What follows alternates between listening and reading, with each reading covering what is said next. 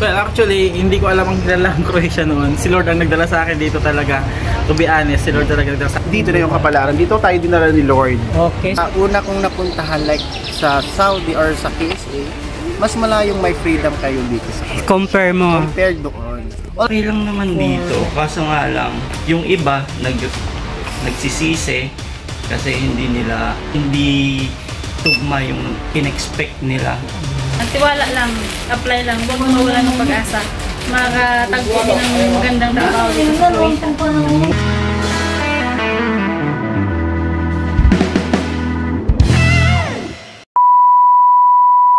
Best unexpected, oh my god. Andito ako nag-waiting ako. May naantay ako kasi may order ako kay Miss L Cosmetics. So unexpected nakita ko sila. Isa din siyang vlogger. So and i-surprise natin siya or i-welcome natin siya sa vlog ko. So andito siya ngayon at may kasama din siya ng mga kababayan natin. So sa wakas magkakilala na kami dito. Kahit hindi nagkulab, at least na-interview ko siya saglit lang. For kahit lang minuto lang. So andito siya. Hi Be, hello! Oh my God! Anong pangalan? Anong pangalan po? Gerald. Gerald, taga saan ka sa atin, G? Masbate. Masbate, before ka Croatia, saan ka na country dati? Qatar. Qatar, ano trabaho natin doon, G? Grocery din sa may tawag dito, Ansar Gallery. Tapos ilang years ka sa Qatar? Almost 4 years. 4 years. So, mga ka-best vlogger to sa Qatar din. Pagdating dito vlogger din. So, anong agency mo pupunta rito, J? Bali, wala na kasi ang agency namin ngayon nasa Pilipinas na sila kumukuha. So sa Qatar, dati ano yun? Ano kami, direct din dito. Direct din. So bago ka na Croatia, sino ba ang, or ano bang inspiration na bakit ka magpunta to sa Croatia? Napag-isipan mo magpunta to sa Croatia while maganda naman ang trabaho sa Qatar kumpara rito. So bakit? Well, actually, hindi ko alam ang kilala ang Croatia noon. Si Lord ang nagdala sa akin dito talaga.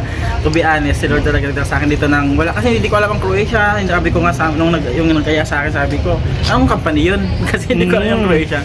So, dinala ko ni Lord dito kasi may plano pala si Lord sa akin dito. Kaya, purihin ang Panginoon. So, anong advice mo sa mga balak magpunta ito ng mga kababayan natin para marami na tayo dito maghihirap at saka anong advice mo sa kanila? Sa mga gustong pumunta dito sa Croatia, dapat buo lang yung loob ninyo at meron kayong dapat na inspirasyon, hindi yung punta lang kayo dito dahil gusto nyo lang. Parang mala nyo, pagdating nyo dito is makikilala nyo pala ang ating Panginoon na mas malalim pa. So, So anong namimiss mo sa Pilipinas, J? Sa Pilipinas, ang namimiss ko, ano ba? Pagkain, pamilya. Bukod sa pamilya at pagkain, ayun ang dagat. Kasi walang dagat dito sa Sacred. Hindi ka pa ba nakapag-travel sa ibang country or balak mo ba magpunta or mag-move sa ibang country? Again, si Lord ulit ang may gawa sa akin. Kasi dito sa Croatia, nakarating ako dito. Hindi ko in-expect na makakarating din ako ng Hungary dahil din kay Lord. Kasi doon kami nagkaroon ng re-encounter retreat. Ay, ng encounter retreat kay God sa Hungary. Si Lord pa rin talaga ang may gawa. Purihin ang Panginoon. Amen. So, salamat niya. So, sa mga nandito sa Croatia, kung kayo po ay naghahanap at hinahanap niyo ang presensya ni Lord, Jesus Lord Church po sa may Borongayan. Kung kayo ay malapit dito sa Glavny, sakay lang kayo ng number 9. Kung kayo ay malapit sa Main Square, sakay lang kayo ng number 17. Last station na po yun, Borongay. O kaya i-search nyo lang po ang Jesus Lord Church Zagreb. Ituturo na kayo ng Google. So, hanapin natin ang Panginoon. Sabi niya sa kanyang salita, first, the kingdom of the Lord and His righteousness, and all these things will be added unto you. Hindi lang po mga material na bagay ang sinasabi ni Lord, all these things will be added unto you, kundi ang lahat ng mga pinapanalangin mo, kapayapaan, peace of mind na lahat na yan, pamilya mo, yun ang makakatagpuan ng bibigay sa ni Lord. Kaya, Jesus Lord Church, tara, magsama-sama tayo magpuri sa Panginoon every Sunday, Tuesday and Thursday. Let's go. Beshi, tara na, Beshi. Talagang masaya ko, unexpected, and isa sa lahat ang pinakaano ko na vlogger din pala to siya. So please i-follow niyo ang kanyang YouTube channel. So ano Gerald Solidor. Yung vlog mo, like, Gerald, kung makakalimutan mo ang Gerald, isipin mo na si Gerald Anderson. Gerald Solidor. Salamat sa panahon diyan saka sa time ngayon. Salamat. Thank you so much. Nagkamit din kami dito sa wakas for how many years. Thank you. kabeshi, again, meron na naman tayong lapitan. Nakilala ko to siya dati, doon pumunta kami doon sa Spar, kasama ko si Miss Giselle. Kasama din doon to ngayon sila ni Mr. Gerald. So, lapitan natin to si Hi! Hi! Hello, anong pangalan? Anong pangalan, B? Ako po si Judiel. Taga saan ka sa atin? Taga Bicol. Sorsogon. Bago ka nag-Croatia ka ng country dati? Galing po ako ng Bahrain. Bahrain? 8 years ako doon. Ano, 8 years? Ano agency mo, be? Ang agency ko, Humble Hunters, pero ang sa Qatar is JBCS. JBCS. So, mga ilang years ka na dito sa Croatia? Oh, by the glory of God, magto 2 years na ako dito sa Croatia. Wow, congratulations. Thank Anong you. trabaho mo dito, be? Sa Spar. Kung saan mo ako nakilala, di ba? Oo, so ang trabaho mo doon is taga-serve. Oo, bali sales assistant. Okay. Bali all around ako doon. So ilang oras kayo doon, be? Ang oras ng Spar is 6 hours to 7 hours. So bali 40 hours a week kami. So libre kayo lahat? Libre yung yung accommodation, pero may allowance naman kami, food allowance. So, ganda na yan, malaking tulong na yan sa atin, di ba? So ano masasabi mo sa Croatia, be? So far, so good ang Croatia. Maganda naman yung Croatia. Hallelujah, praise the Lord. Wala ka bang balak na magbakasyon o mag-move sa ibang country? No, wala. So kasi para sa akin, ang Croatia yung milk in hand ko ngayon. So, bali, yung bakasyon, magbabakasyon ako sa Pilipinas this coming October. So, yun. Excited for that. Okay, wala ka bang mapa-shoutout sa atin sa Pilipinas or nami-miss mo doon? Siyempre, family ko lang. Shoutout sa family Belgica sa Pilipinas. So, anong advice mo sa mga balak nating mga kababayan na magpunta doon sa Croatia, sa mga interesado? Sa mga interesado na gusto pumunta dito sa Croatia, ayun, siyempre search nyo lang. Marami po tayong agency dyan sa Pilipinas. Bali, ang pinaka-legit nating agency sa Pilipinas is yung Human Link and also the Premier. Yes, bali, saka beware po sa lahat ng scammers kasi marami pong scammers ngayon. So beware po mga kapatid. Siyempre, bago po tayo mag-apply, pag-pray po natin kung ano talaga yung gusto natin. Kung anong gusto nating trabaho at kung saan natin gusto pumunta. So always seek the presence of the Lord, Jesus Christ, kasi siya po ang may alam kung saan tayo tutungo. Wow. Bago ka nagpunta sa Croatia, meron ka bang inspirasyon na meron ka bang alam sa mga tungkol dito sa Croatia? So honestly, wala po. Kasi never heard po talaga yung Croatia. May pumunta lang ditong kaibigan, nalaman lang namin na paalis na siya papuntang Croatia, tapos hindi namin alam yung Croatia kung saan. So sabi, saan ba yung Croatia? So nag-search kami, doon kami nag-apply lahat. So yun, pagdating mo dito na ang pagkapalaran natin. Dito na yung kapalaran. Dito tayo dinala ni Lord. Okay, so be, thank you so much. Hello po kabayan, hi. Hello. Ano po pangalan natin? Kelvin Mones. Kelvin? Mones. Mones, taga saan sa atin, Kel? Taga Baguio. Baguio, taga Baguio ka, so bago ka nag-abroad o bago ka nag-OFW, saan ka na country dati? Bale, 5 years ako sa Saudi. Sa Saudi, saan sa Saudi? Sa Jeddah? Riyadh. Riyadh. Galing ako ng Riyadh, dati akong store supervisor doon. Supervisor saan? Sa convenience store. Okay. And then ngayon, bumalik ako ng Pilipinas, hindi siguro after 2 years or 1 year, ganyan. Then, ka muna, balikan natin yung Saudi. Ilang years ka doon nagtrabaho? Bali 5 years ako nagtrabaho doon. Sa convenience store. So, after that, nagbakasyon ka sa Pinas? Oo, nagbakasyon ako doon. Tapos, na-stay ako ng Pilipinas. And then, kapatid ko kasi, nauna siya dito sa Croatia. And then, hinanapan ako ng work dito. So, kaya na pag-isipan mong mag-Croatia abroad. So, bago ka nag-Croatia, ano bang agency mo papunta dito sa Croatia galing Pinas? Bali, ang process ko kasi, bali direct hire. Direct hired. So, sila ang nag-process o ikaw? Bali, sila yung nagbigay sa akin ng mga documents like working permit, yung mga kailangan dito. Pero, ako kasi yung nagbigay din sa kanila kung ano yung mga requirements para makakuha ng working permit dito. So, ako po yung mini-message ni employer na ibigay ko yung mga gantong documents or requirements para may process nila yung working permit ko dito sa Croatia. And then after that, nung pagkabigay ko, and then ayun, pre-process nila and lumabas na nga yung working permit ko. And then ako na rin po yung nag-process ng mga ibang documents ko doon sa Pilipinas. Magkano bang nabayad mo lahat-lahat pati placement fee? Bali, ang placement fee ko is Bali, all in all na yon 150. Kasama na lahat, mga pamasahe from Baguio to Manila, Manila to Baguio, lahat pagkain, everything. Pati sa ticket. Pati sa ticket kasama. Medical. Medical kasama na rin yun. Tapos, Ang nangyari kasi dyan, kasi nga nabanggit ko direct hire ako. Bali, ako na po yung mismo naghanap ng sarili kong agency para yung mga ibang documents, kasi ang pagkakaalam ko hindi tayo pwedeng lumabas ng ibang bansa, lalo SOFW tayo. So may mga documents na kailangan talaga ng si agency ang maglalakad, yun yung mga like COE, everything. Yun yung pagkakaalam ko. Kaya ayun, nagpili ako ng mga agency na legit, na nagpapapunta dito. So yun yung kinontak ko, and then ang nakuha kong agency is yung agency din ng kuya ko, which is yung ano na yun, Placewell, okay. Placewell Agency. So mga ilang months o weeks lumabas yung visa mo or working permit?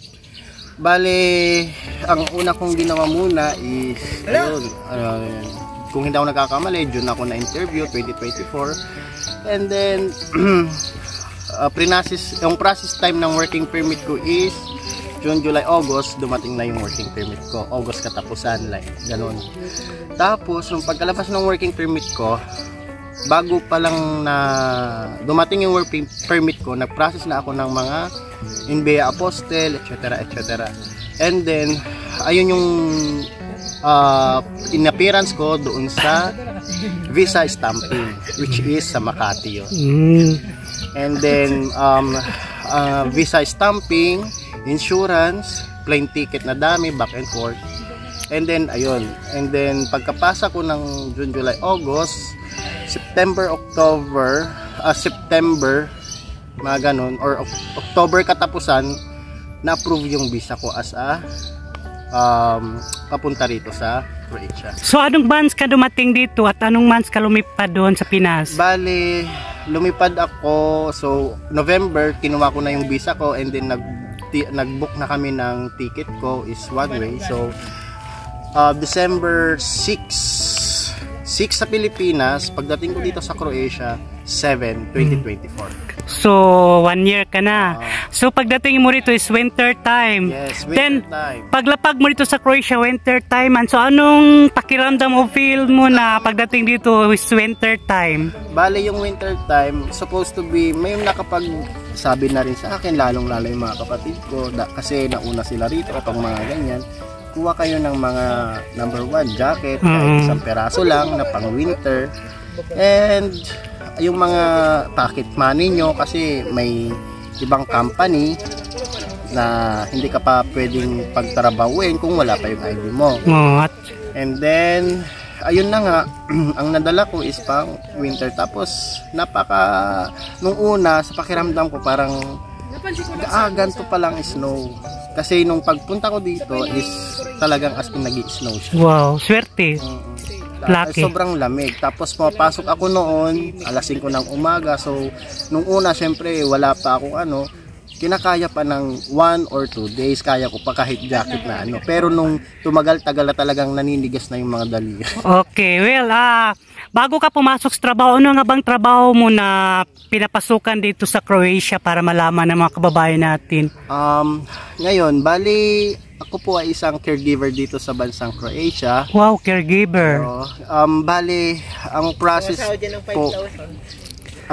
ko po is bali nag-aral po ako ng in-situ. Okay. Caregiver in-situ. Supposed to be, yun talaga yung gusto ko na course with gusto ko maging nurse.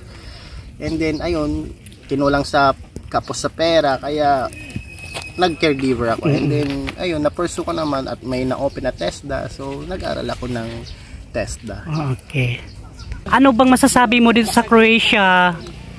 Bale, dito sa Croatia versus sa una kong napuntahan like sa Saudi or sa KSA, mas malayong may freedom kayo dito sa Croatia. Compare mo. Compare doon. Although sa Saudi is okay naman siya, pero doon kasi is batas. Kung talagang wala. Kapag dito naman sa Croatia, kung ikaw ay nasa tama, pwede mong sabihin sa kanila na ikaw ay ganto, ganyan-ganyan kung may nagawang mali. Pero wag lang yung sasagad talaga na ikaw ay nakapatay. Tapos napakabait ng mga tao dito, freedom, wala silang pakialaman. So by the way, ilang years or months ka na dito, Le? Bale, December ako dumating 2024, so magsi 7 months. 7 months. So anong masasabi mo sa mga tao dito o sa mga pagkain nila? Bale, yung mga pagkain nila, so may similarity sila doon sa Saudi, like kebab, mga ganyan, yung mga grill. Pero yung mga chai, ganyan, wala. Magkakaiba. Sa klima o sa mga tao? Sa klima naman dito is maganda yung klima dito kasi may summer, winter, spring, mga ganyan. Unlike doon sa napanggalingan ko, hindi ko naman yung talagang as in inaano yung Saudi, pero summer lang yung andoon, tapos winter lang yung andoon. So ang mga tao nila dito, mga lokal? Ang mga lokal naman dito napakabait, hospitality nila, sobra, wala akong masabi. So anong namimiss mo sa atin? Ang namimiss ko, number 1, yung family. Number 2, yung mga foods, like ako, Ilocano ako, yung mga pagkain Ilocano, mga dinengdeng, mga ganyan, mga saluyot. Kasi dito, bagoong, mga ganyan. Kasi dito sa bansang ito, sa Croatia is wala po tayong saluyot na tinatawag. Pwede mo ba ma-shoutout yung pamilya mo sa atin sa Pilipinas? Shoutout sa family ko sa Pilipinas, kapatid ko, patibay mo yung loob mo dyan. Dito lang kami. Ayun. Wala ka bang balak na lumipat sa ibang country or nakabakasyon ka na ba sa ibang country? Bale, magsi 7 months pa lang ako dito. Nung March, nagpunta na po ako ng Italy. Wow. Bale, nag-travel lang ako doon by bus. So, ang nagastos ko lang is mura lang kasi 46 euro papunta, and then pabalik 20 plus something ata yun nung pauwi dito sa Croatia. So yung mga kapatid mo nauna dito, ilan sila? Dalawa, isa? Bali dalawa sila. Dalawa, so same lang na agency, Placewell. Oo, Placewell din sila. Okay. So wala ka bang balak lumipat sa ibang country? Bali sa akin naman, okay naman na ako dito sa trabaho dito, pero kung may magandang mas magandang opportunity, siyempre nakadepende pa rin yan sa salary. Kung mas mataas dito kontra doon sa may bakanting opportunity, dito na lang tayo. Ano bang ma-advise mo sa mga mga kababayan? Mga inspiring na nag-a-apply dito, yun, habaan lang ang pasensya. Yan yung unang-unang pagsubok papunta rito. Kasi kung wala kang pasensya, mahirap. So salamat. Salamat sa oras ug sa panahon nga ibigay mo sa akin ngayon, ha. Okay. So salamat at nagkakilala tayo dito. Okay. Thank you po. Okay, bye. Mga kabeshi, magandang hapon. So meron tayong isang kaibigan ko naman ngayon nakilala dito sa Asian Store. Then lapitan rin siya, interviewin konti. Saglit lang. Hi Belo. Hello po. Anong pangalan po natin? Sorry. Jerome po. Jerome, taga saan ka sa atin, G? Bicol. Bicolano pala to. So, bago ka nag-Croatia, Jo, saan ka na galing? Middle East o sa Pinas? Sa Middle East. Middle East, saan sa Middle East po? Sa Fujairah. Sa? Fujairah. Ano yan na country? Sa United Arab Emirates. Sa UAE. UAE. So, by the way, ano ba agency mo papunta dito sa Croatia, Jo? Humble Hunter. Humble Hunter. So ngayon ang Humble Hunter is GBCs, right? Yan ang bago lang pangalan ngayon. So dati Humble Hunter. So ilang years ka na dito po, Jo? 2 taon na. 2 taon, tagal na pala. So ano masasabi mo dito sa Croatia for 2 years here? Okay naman. Okay. Masaya naman dito. So, ilang taon ka doon sa UAE? 4 years. 4 years. Trabaho natin doon. Online shopping, supermarket ako dati. Naglululo din ako bago. Pagdating dito, ano pong work natin? Sa hotel, sa Malulushin. Sa hotel. So, kitchen o housekeeping? Sa pool attendant ako. Okay. Ba't nawawala? Kasi Nagpapasalamat ako, nakilala kita. So, saan mo ba ako nakilala?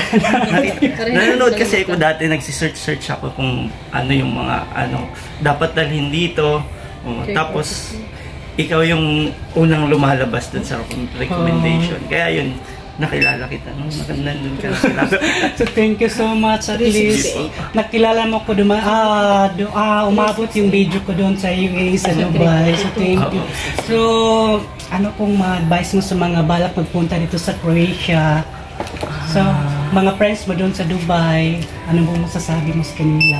Okay lang naman dito. Kaso nga lang, yung iba, nagsisisi kasi hindi tugma yung in-expect nila. Pero sa akin okay naman ako dito. So depende pa rin sa situation nila. Kung anong desisyon nila, kung gusto nila pumunta dito at hindi. Pero sa akin okay naman. So salamat yung hatis na kakilala. Jerome po. Salamat Jay. Okay, Jay. Salamat Sige po. Welcome. Bye. Thank you. Mga kabeshi, meron akong lalapitan ngayon na isang nakilala ron niya ako. So ito siya na yun. Hello, Be! Hi! Kabayan ito. Ano pangalan mo po? Rona. Ron, taga saan ka sa atin, Ron? Sa Quezon City, pero ang province ko ay Negros Occidental. Negros Occidental. So, saan ka nag-Middle East ka? Or Galing ako Qatar. Qatar. So, paano ka nakapunta dito? Anong agency mo papunta dito? Euro-Asia. Taga Euro-Asia, Mamarilo, hello. Okay, shoutout ka Malu. So, paano ka nakapunta dito? At sinong idea mo or meron ka bang idea na sa about dito sa Croatia? Nakita ko si Mamarilo na nagha-hiring sa agency niya. Nakita ko sa Facebook, kaya minisis ko siya sa Astro Messenger. Kung pwede mag-apply. So, nag-hire siya. Pinalad. 2.5 months lang naka-process na, kaya lipad na kaagad. So, kaya pala congratulations, nakapunta ka na. So, anong masasabi mo dito sa Croatia, Be? Maganda siya. Masaya naman. At saka, maganang trabaho dito kumpara sa Qatar. Ilang years ka ba sa Qatar? Balikan natin ulit. 4 years. So, dito, ilang years ka na dito? Ay, bago pa lang ako dito, 9 months pa lang. Anong work mo sa Qatar, Be? DH, sa bahay. Wow. Trabaho ko dito ngayon sa Croatia, printing press factory. Wow. Adidas. Wow, mga kabesh, meron palang ganyan. Pinapalad siya ko sa Europe. So, sa Qatar, sa Middle East, DH. So, para sa akin, isang marangal na trabaho yan. Tapos, pagdating na dito sa Croatia, so, sa factory na siya nagtrabaho. Factory ng mga Adidas. So, Be, talagang napapasalamat ako na nagkita So, matagal na kita. Pinapalo kita lang. Pinapalo, thank you so Pinapanood ko yung mga much. vlog mo. Thank you so much. Saan na vlogs nakita mo ko na, for example, nakita mo ko na vlogs? Sa mga, sa mga sapa-sapa, nakita din kita. Marami kayo nun eh. Tapos nagpunta ka rin ng Italy. Tapos yung, basta simula nung pumasok na ako sa trabaho, parang hindi na ako nakapag-Facebook. Kasi busy na. So, thank you so much, Bia. Thank you rin. So, anong advice mo sa mga balak magpunta doon sa Croatia? Tiwala lang, apply lang, huwag mawala ng pag-asa. Makatagpo din ng magandang trabaho dito sa Croatia. Wala kang balak magpunta sa ibang country? Sa ngayon wala pa. Kasi maganda yung trabaho ko dito, kaya siguro wala pa. Siguro magbabakasyon ako dito. Okay. So, salamat Bia. Thank you. Mga kabes, please support my channel, like and subscribe para masaya ang buhay. Hanggang sa sunod kong vlogs, baka magkita tayo dahil sa vlogs nito, ikaw ang bida.